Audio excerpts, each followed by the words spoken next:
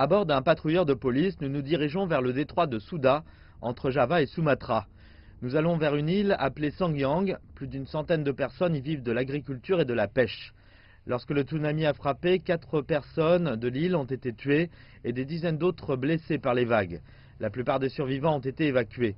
Le volcan est toujours actif et la police veut que les autres partent. Mais ce sont les insulaires à la forte volonté et ils disent vouloir rester là où ils sont.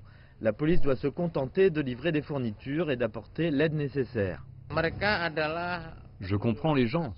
Je voudrais les faire sortir de l'île, mais ils sont surélevés et ils se sentent en sécurité. Les îles sont beaucoup plus proches du volcan Krakatoa que Java ou Sumatra, dont les côtes ont été ravagées par le tsunami.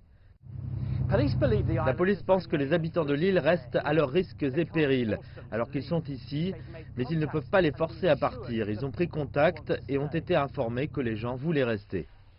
De retour à Java, le mauvais temps a nui à la mission de retrouver les disparus et de commencer à reconstruire. Les routes ont été inondées, bloquant parfois les convois d'aide humanitaire.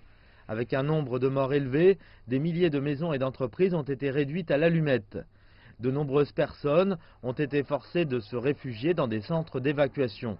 Pendant ce temps, le volcan continue de gronder, jetant des cendres et de la fumée dans le ciel, faisant craindre de nouvelles éruptions. Les bateaux ont été ordonnés de rester à l'écart et tous les vols ont été déroutés. Dans le détroit de Souda, des patrouilles dans les îles sont effectuées dès que le temps le permet, évacuant la majorité et rassurant ceux qui restent. Une aide est à portée de main.